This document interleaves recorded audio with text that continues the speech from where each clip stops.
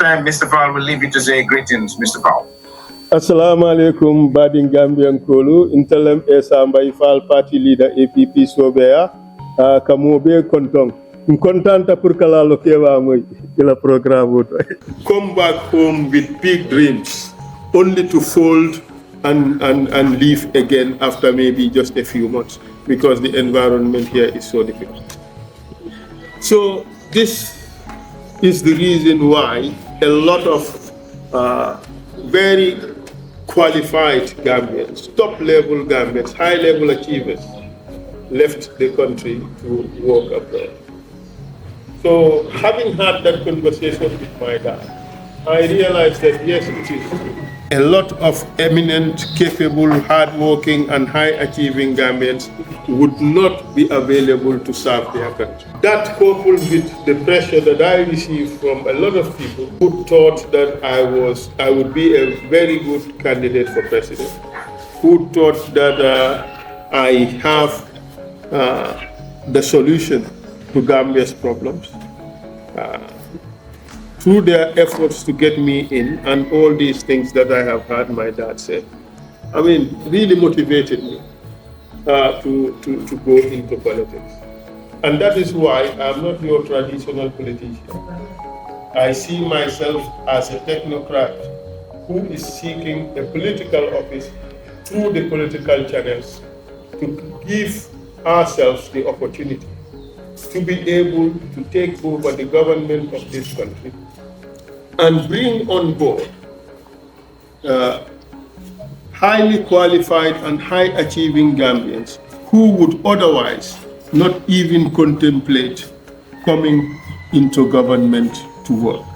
Our objective really is to give Gambia the opportunity to have its best and brightest sit at the table to craft a governance system, to craft institutional arrangements, to craft work ethics and programs that would take Gambia forward. I think that I can do that. I think that I would be able to organize such a thing and to change Gambia really. And that's the reason why I decided to go into it. Thank you. Thank you very much. Thank you. Aziz, greetings. Can you hear me, Aziz? Yes, thank you so much. Malay, Malay metan. Dia kalai matut Malay.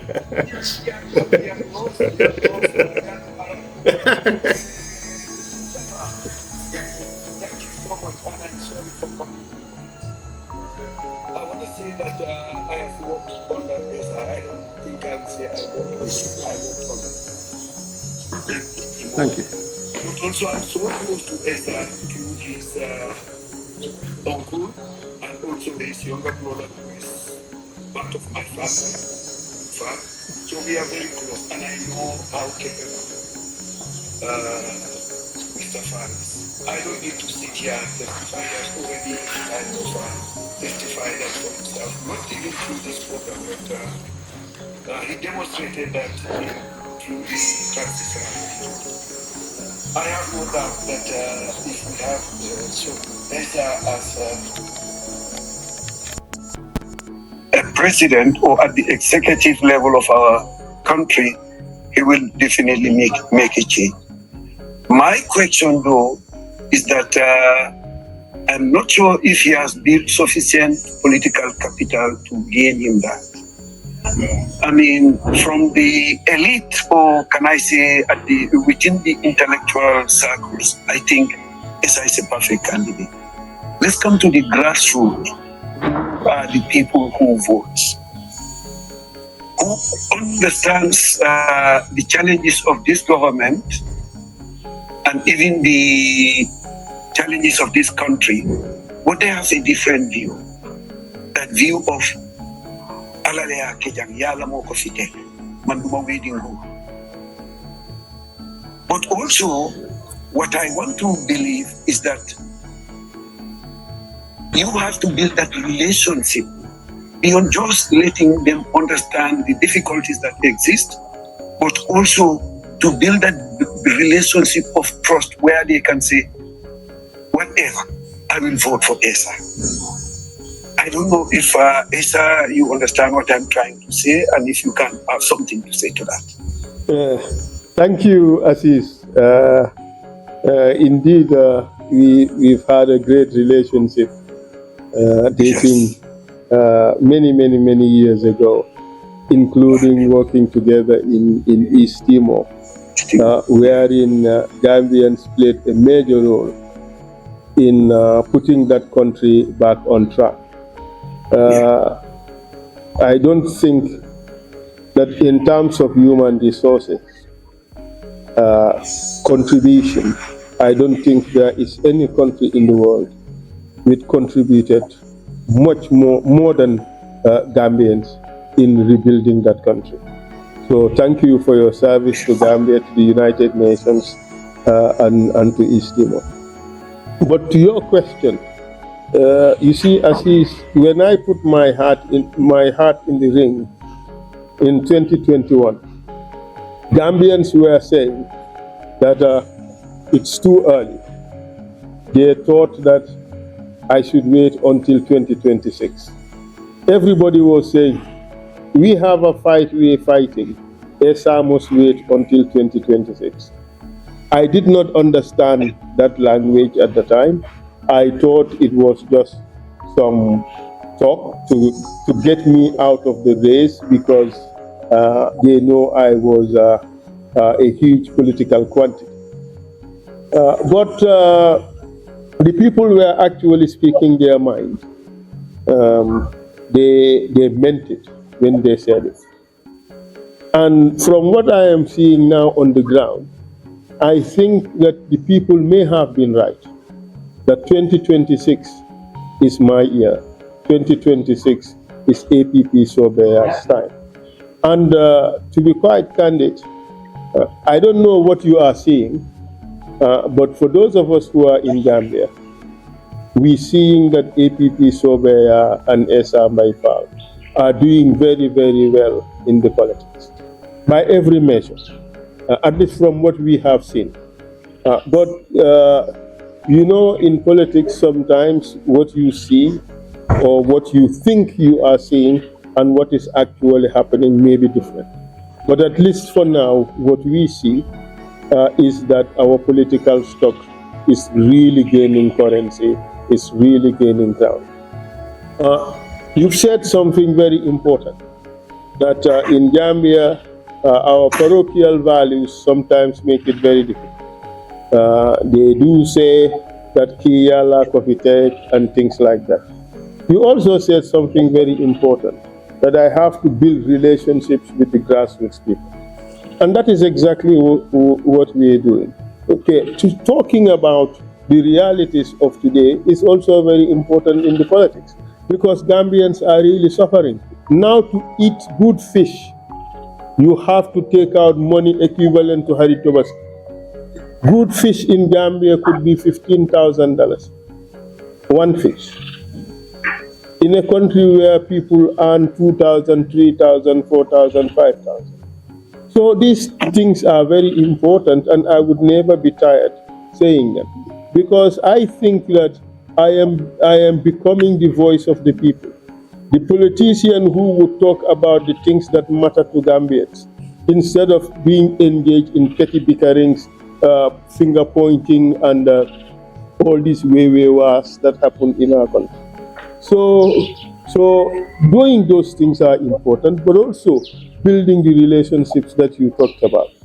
I do think that we are working hard on that. I mean, you would now and again see me doing the set-outs. You would now and again see me walk the streets, talk to groups of youths. You would now and again see me do bantabas, wherein we have direct conversations with the people, trying to hear from them, understand their problems, hear what they want to see or where they want to see Gambia. And as a result of that, we craft our own policies. So I agree with you that all these things are important. But we must also recognize that Gambia is changing, and changing rapidly. Being away from the Gambia may perhaps lead to a situation that one may not necessarily be aware of all the things that are happening here. Why fi nekk this country, my brother, nit ñi ñëpp dañ dee wax ne kenn dafa tut nit ñi ne la wati nguur gi fi nekk kenn bëggaatu fi mbaam mi dafa bañoon a dem waaye fi mu nekk it fas bi dafa bañ a dem te nit ñi dañ ne day dem by force te dina dem comme December 2026 looloo am ci dëkk wole be jangambe ja mool be ba fula ko ñim man sa kundaabe taalale. It does not necessarily have to be me, but we are hopeful that it would be us. Thank you. Thank you. Mr. Faal, I like the blending. Okay, if I may ask, you got that many political parties in the country. Why don't you join one, and forming another one? You got no similar, sort of agendas to these lot? None of that. Out of the lot. Well, I already have a political party, so I don't have to join any. No, before forming it, did you not think about that? Mustafa, I think it's already late. No, it's okay as is. I don't Look, but that is exactly what I did. That is exactly what I did. I had a movement called Turnaround Movement, Sobeya. I joined with APP, which was an established political party. Look, before I chose APP, I was sought after by 4 different political parties to come and lead them. So I had to try to bring them together. Could you say again? Are you registered? Is your party registered? Yes, it is registered. Oh, yeah. Okay. So I had to make a choice between those parties, either to bring them together if I can, or to choose one or more of them. I decided to go with APP and call it now APP Sobeya. And I have my reasons for choosing APP Sobeya, simply because of the caliber of the people that were in the party and the purpose for which the party was established. I mean, if you have people like Professor Ablai said, we're talking about Gambia's best and brightest. These are great stuff. Yes. So that's the reason why I chose APP to join with Sobeya. So I did not necessarily form a new political party. Wow, Paisa, thank you so much. Dama ko buga wax ci olof. Li ma buga wax rek mooy ne sometimes professors are not good political leaders. So loolu moom waaye man fi ma buga waxee mooy before the establishment of the TRRC, ñi la xam mooy ñi nga xam ne liggéey nañoo ak yow waaye dama buga wax ne wala dama bëgg a gëm ne a lot of Gambians ñu ngi la xam ci liggéey bi nga def ci TRRC bi muy liggéey bu mucc ay. jërëjëf. In hindsight wala reflecting now foog nga ne liggéey boobu it's an opportunity, daf la grand opportunity wala daf la indil gàllankoor ndax tey boo tuddee Essa Faal ba TRRC da ngay am diverse views. moo fi yaaxa moo fi dugal nit ñi wala moo ñu sullil mbooti nga xam ne dañ ko ndax lii yaakaaruloo ne dina am impact ci sa political capital ak ban njeexital la am ci gannaaw boo defee liggéey boobu yëpp léegi nga tool ñëw ne da ngay ñaan nit ñi carte xam nga am nga advantage pour nga leen li ma gis tax na ma simee ku ne xaaral ma dugal ndax binda rek wala wax ko rek bu ko jeexal waaye itam nit ñi mun nañoo wax ne da nga defoon loolu yëpp ngir da nga tegoon bot ci nan nga mun a tontu xam nga kuy wax ne dama def suma liggéey ngir maa ngi doon xalaat pour nekk président loolu wax bu daanu ci saret loolu du waxi xam-xam loolu du waxee xam-xam xam nga loolu ku bugg a yàqa rek ku bugg a wax lu ñaaw rek moo koo wax man ba maa jël TRRC xalaatuma sax ne dinaa ever duggi politique Bulfate TRRC took almost 3 years. For all that period, people bang ma push di ma force pour ma duga into politics and I refused. It was never my aim. Man TRRC dama ko def suma digante ak Yalla. Defuma ko suma digante ak nit. Dama ko def on the basis of the oath I took as a lawyer. Moy to do my best to ensure justice. Te loolu laa def without airs, without any agenda. TRRC nag ku ko xool objectively dina ne waa ji def na liggéeyam parce que lii du Gambians rek ñoo ko seetaan àddina ñëpp a ko seetaan foo dem ci réew mi seetaan nañ TRRC. dama dox ci airport sax Europe am tubaab bu daw si ñëw ne ma are you Mr. Faal ma ne yes ñu ne ma we are watching TRRC won ma vidéo di ma gërëm ci liggéey bu rafet bi ma def so man gëm naa ne def naa li ma waroon def liggéey la buñ ma dénka def naa ko to the best of my ability. waaye sax Aziz yow bii nekkul di first commission bu ma def boo xam bul fàtte la ko ba ma gën a nekk di youngest lawyer at H.E Chamber ñu jox ma commission. Yes. Yes. waaw te booba sax dama amoon fans club paayi fajaara yi yëpp dañ daan buubu ñëw ne tey Essa Faal mooy toog fu njaar dem seetaani ko xam nga loolu ok because of am na solo léegi if you can help us you form a party now APPC so nakam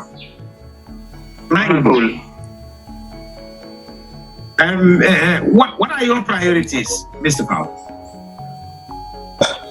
Well, my priorities are to alleviate the suffering of the Gambian people and to remove the obstacles for development of our country. One, the cost of living is killing Gambians. Mënuloo dëkk ci dëkk boo xam ne every day the currency is depreciating. Every day we are importing more to eat. But your salaries are very low and stagnant.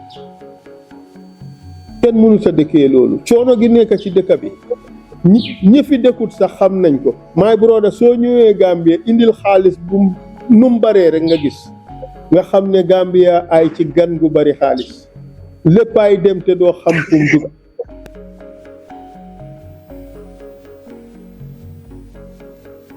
Responsible level. So these two issues rek war nañoo jaral nit ñëpp ku ci nekk xar sa tokki tubéy takka sa belta ñoo taxaw ne lii du fi am te dinañ ko xeex ba génnee ko fi ak nguur gi ko fi teg yëpp ñu génnee leen fi jëf Gambia nguur goo xam ne at least am nañ di commitment am nañ di know-how am nañ di sincerity the honesty and the dedication to develop our country looloo tax ma dugg ci and those are my priorities. And I can tell you more, our education system needs to be redesigned and reorganized. We are teaching people to be able to read, write, and count. We have to teach our people to be solution-oriented. We have to teach them to be able to solve problems. Gambia is so full of problems. Our problem is not reading and writing. Our problem is being able to have solutions to this country's problems, and our education should be oriented towards that. Solution. What are some of the solutions? A lot of these solutions are known. Okay, that is, we need to have strong institutions for accountability. We need to have an anti-corruption commission that is not answerable to the executive, that is independent and is able to do the necessary investigations and all that.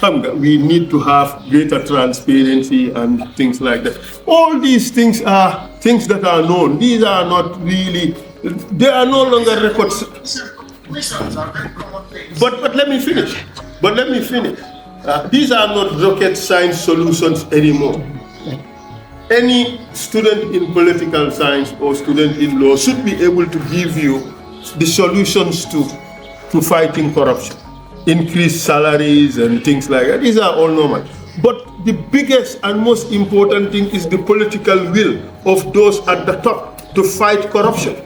Have all the institutions that you want, have all the laws that you want.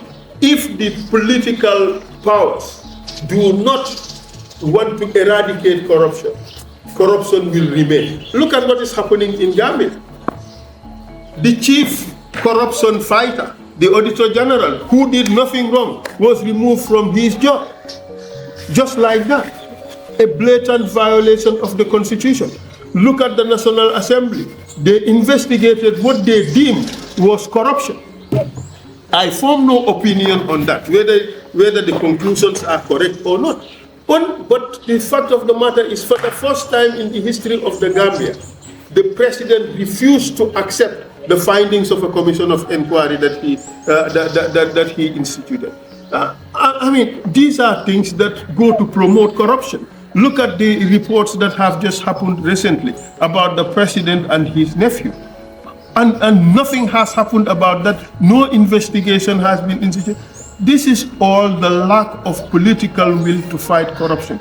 Look at since this government took power until now, 2016 or 2017 until to date, how many people have been prosecuted for corruption compared to the number of corruption cases that have been unearthed in this country? Tells you that we have a government that is more interested in promoting corruption, that is in my view, and they're not interested in fighting corruption. So that's why I say the most important ingredient is the political will, not just on the part of the executive, but also all arms of government should be ready and prepared to fight corruption. And that is what I am prepared to bring to Gambia, in addition to the rule of law.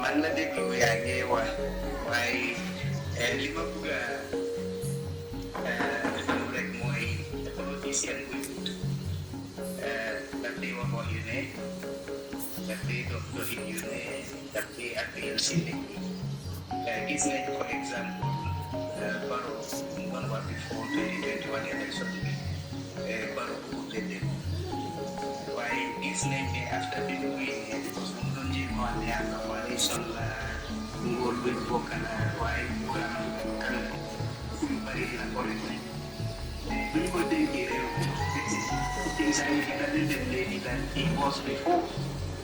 yow yaa ngi wax ne suñ la falee yi nga wax yi bari corruption yi ndox doo di ko mu waaye naka la Gambien si di wane li nga wax di ko jëfoo suñ la dénkee nguur. Thank you, Mr. Jeng. Xam nga fu ma tasee jengeen rek dinaa ko tooñ. You know, so maa ngi wax sa gannaaw ne xëj na añ baa neex rek moo tax nga tardé waa nga jégal ma waaye Mr. Jeng, xam nga nit yomb naa xam de gis nga Barrow bañ ko falee 2016 mu tel power 2017 dafa waxoon ne 3 years laa toog moo ko waxoon mu dem ba affaire bi neex rek mu ne sooy taxaw politique lu la neex nga wax soo demee ba jël nguur gi nga def lu la neex kooku soo leen ko falatee mu disappoint leen yéen a ko tey kooku won na moom kàddu amul importance ci moom lum laa wax tey ak la moo def ëllëg dafa ute ok yow yaa fi wax ne moom moo daan wax ne nay leer tey la gën a lëndëm man I agree with you ne tey la gën a yëndëm tey la gën a yees luubal geeg sàcca gi tey la gën a bon ndax kooku jar naa falaat man ma ne déedéet parce que nekkul di liggéey loo xam ne mooy njëriñi askan waaye compare ko Essa Faal man challenge naa leen yéen mi nekk ci media bi ngeen vaama ngeen génnee foo xam ne Essa waxoon na lii démba tey mu wax loo xam ne is contrary to that challenge naa leen génnee leen dafa amut and loolu speaks to my character gis man la Gambien si gën a seetaan than any politician in our country parce que seetaan nañ ma almost 3 years every day may def suma liggéey on television su ma amee bad character nit ñi xam nañ su dee jubuma nit ñi xam nañ su dee xamuma luwaa nit ñi xam nañ su dee gëm naa luwaa nit ñi xam nañ su dee dinaa def luy dëgg nit ñi xam nañ su dee am naa yar di ko jaar ci yoon nit ñi xam nañ waaye seetal fi ma waxee mooy yow fi nga tibbee loolu dafa leer waaye xam nga nguur ak utkati nguur du benn soo demee ba fan ñoo xam ne am nga ñooñu nga liggéeyal ak ñi nga jël li ci ëpp doole ñu ngi wax for instance like Barrow yow rifa nga ne 3 years la waxoon waaye gis nañ ne ku génn like Darboe koo xam ne kooku la gisoon as a godfather kooku moo ñëw change that ideology so nit ñi ñu bari ñu ngi wax ne Barrow Darboe moo ko embolden loo pour mu am retreat ci waxam boobu relegate waxam boobu so yow man li ma laajte mooy yow soo toogee naka la Gambian si di gomee ne obviously yow sa nguur li nga wax moo fay am. Why, my brother, don't ask me to prove the impossible. I cannot prove what is going to happen in the future by my current actions. It's not possible. For instance, but let me finish. Lima muna wax rek Mr. Jeng mooy ne man de gis ngeen suma jikko nii laa jikko woo suma jikko mun ngeen koo assess from my past conduct. Understand? Xameewu leen ma fen xameewu leen ma yaaxaluwaa xameewu leen ma ñàkk a yar xameewu leen ma ñàkk a teggin xameewu leen ma wax waxeet challenge naa leen ne suma record in politics xëj na guddut waaye at least am na lu fa nekk loo xam ne mun ngeen koo gis te man kenn musu maa wax fen ne wax waxeet naa soo bon xanaa kañ nit ki war a mun a gëm ne kii ku ko dénk réew mi li moo wax ne dina ko def te tam seet leen man li ma wax yëpp ne dama koo def dafa nekk loo xam ne dafa sax ci suma gëm-gëm TRRC nekkuma woon président de waaye amoon naa doole bu bëri waaye kenn mënu laa wax fii ne Essa abuse na autorité simply because of man dama gëm ne nit ki da nga war a jub dama gëm ne nit ki da nga war a maandu xëj na I don't leave it to your satisfaction waaye noonu laay dundee suma àddina képp ku ma xam noonu la ma xamee ne noonu laay dundee suma àddina ba tax am naa yaakaar ne waaye dama la bëgg a remind to benn waxtaan bu ñu amoon 23 years ago. Masha Allah. 24 years. Wow.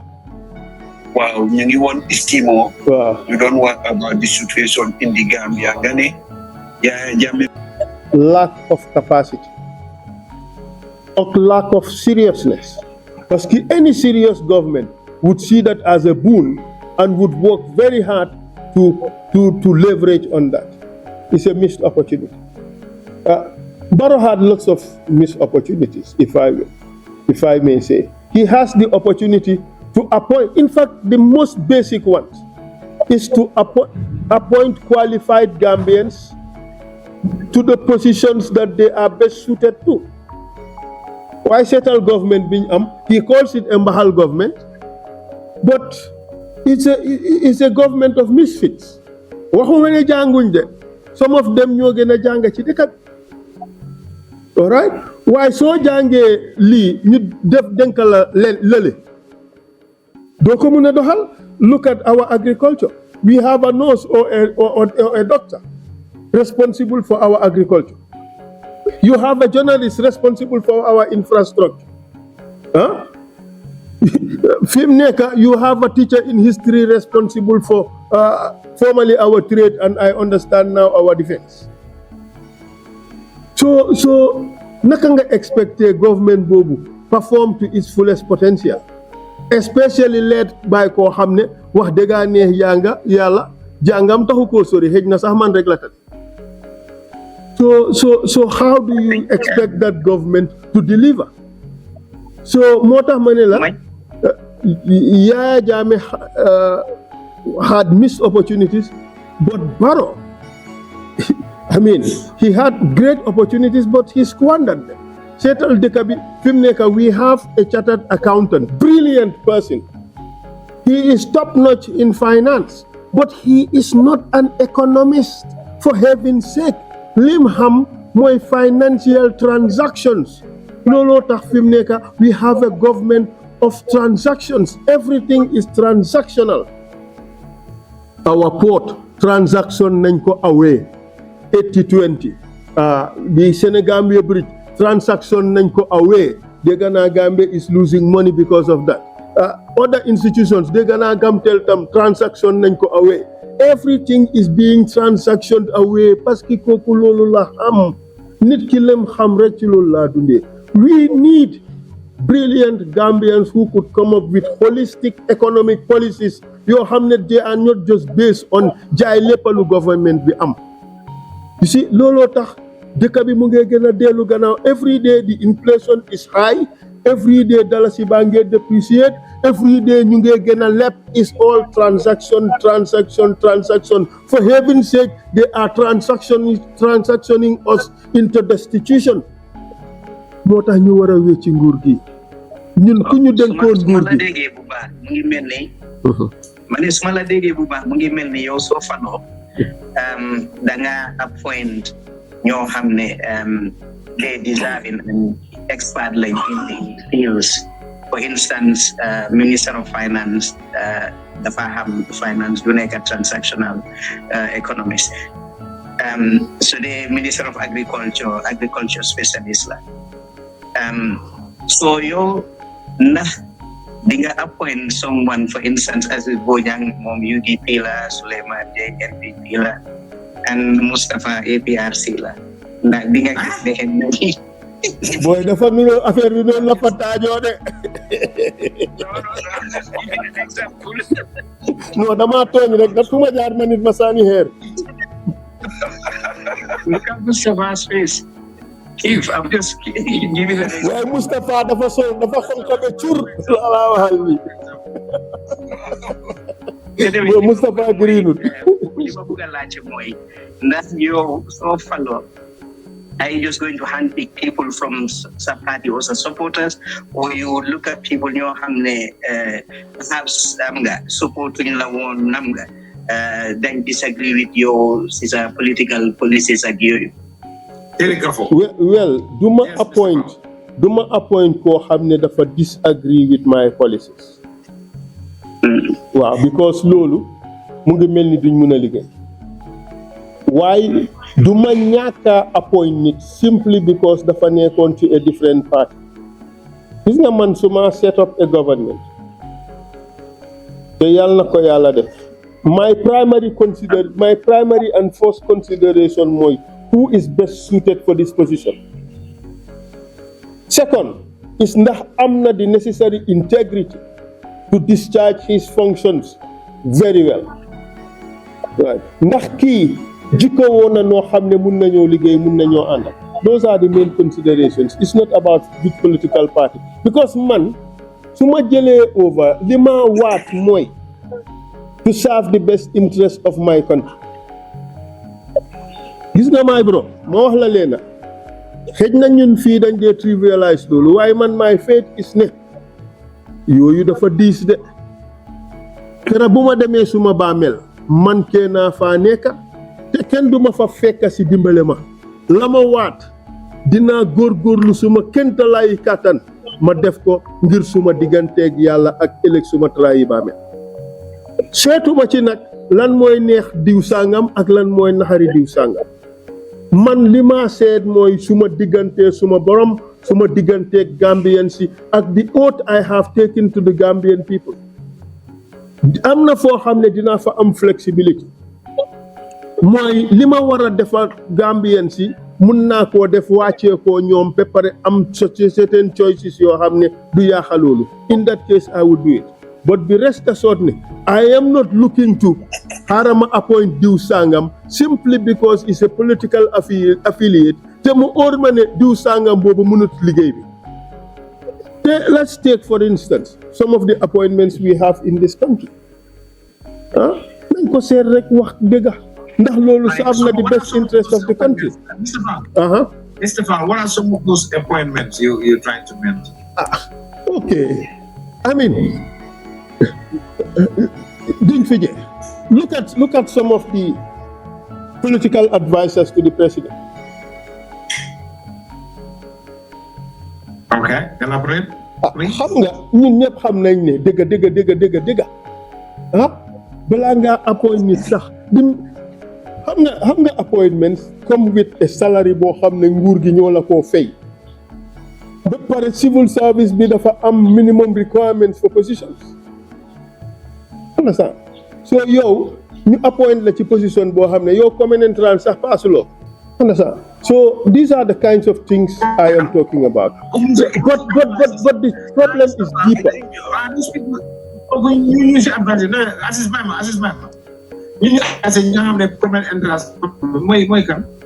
Waaw xam nga don't put me in a situation to start naming names ak affaire yooyu loolu yëpp dafa personalized issue bi man I am more interested not in the personality or the individuals ñoom su leen neexee nañ kool wax ma lu nekka and they always do. It doesn't bother me, okay, because the reason why they are doing that is because of man maa ngee toj yax bi di wax affaire yi lam fa taajoo ak lan la. Gambians want to see qualified Gambians giving the responsibility of taking this country forward. The reason why I asked that because you singled out political advisors. So that it's just an example. It's just an example. Okay. If I may ask, what economic policies would you implement to benefit ordinary Gambians? Economic policies. What are some of the economic policies? The first instance is we have to have a monetary policy that would look towards strengthening the dollar instead of letting it be on free fall. For the simple fact that at this stage we are importing almost everything that we eat. We're spending almost $300 million every year on food that we import. All right?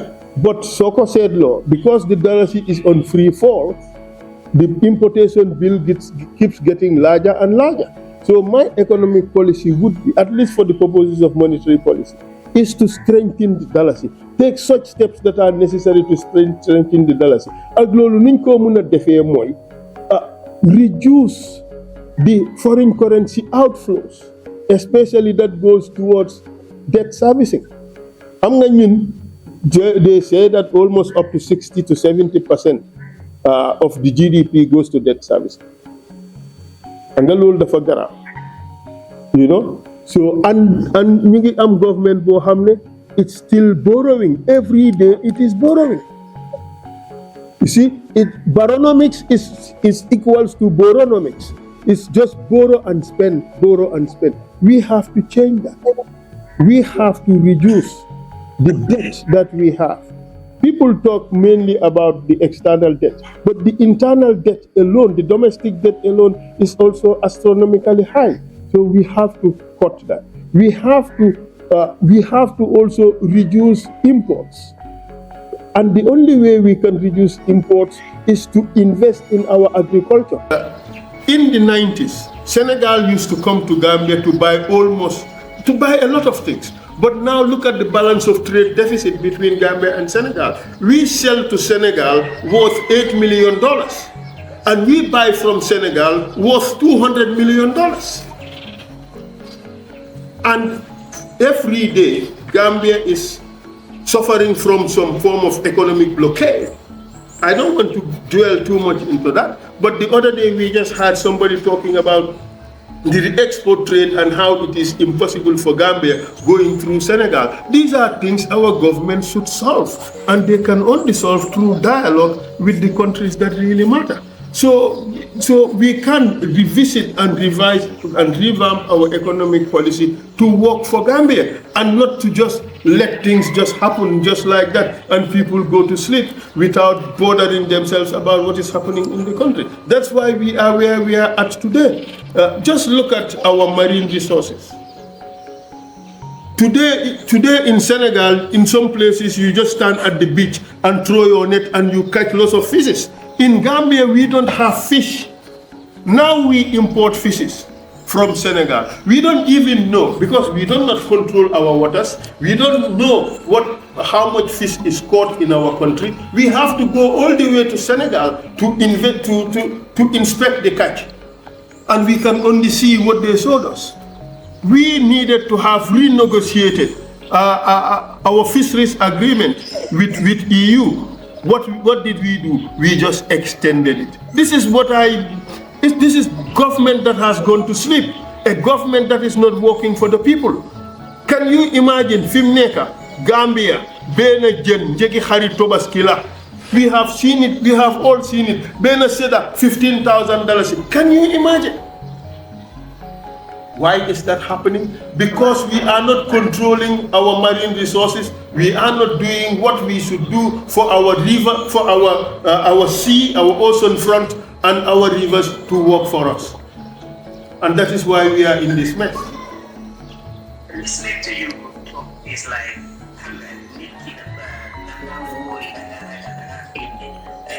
it's just like a dead state. Why is what they make Gambia is make to have quite expensive houses. Ninyagi double motor yourself, and people are living standards life you have you make a Europe of America, you don't live that life. So sometimes they kind of is it the people or is it the leaders?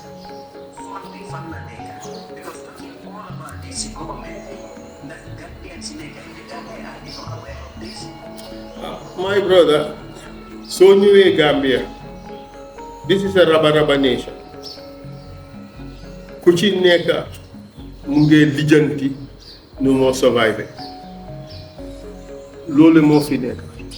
So buge xam nak li neka ci dëkk bi da nga am pour neka kuy joxe dépasse mba kuy fay luas o kuy dem marché lu. Understand? Mba nga neka kuy jàng o ngay joxe neka kuy joxe lunch si nga xam li neka ci dëkk bi. My bro, dëkk bi dafa metti. Li ma wax ni yépp is the truth and the reality of Gambia. So ñëwee nag ba gis moto yee kër yu rafet, that is just the facade. Kër yu rafet yi 90% of them ñi ko moom dëkkuñ Gambia. Civil servant bu la woon kër bu rafet ne la moo ko moom laaj ko lan nga dee def in addition to your job. Parce que ku ñoo fay 15,000 fay la 20,000 mënuloo am mansoni 4 million 5 million dëgg la ndax du dëgg. So ñooñu suñ ko amee it begs the question fan lañ ko jëlee. I won't be so presumptuous to si wax ne dañ ko sàcca mënuma wax loolu.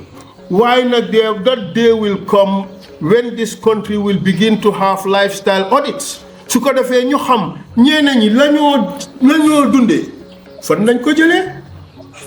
Parce que su dee dénk nañ la liggéey dénk la kees di la fay loo xam ne ñun xam nañ ñim tey ñu gis ne yaa ngee dunda way beyond your means war nañoo mun a xam loolu fan dañu ngi ba pare ñu ngee wax yëfi moto yi waaye nit ñu bari xam nañ moto yu bari yu ci bari nu mu demee lii nag dama koo wax ci olof waaye moto yi lu ci bari moto dóor la. Duma comment further on that because come.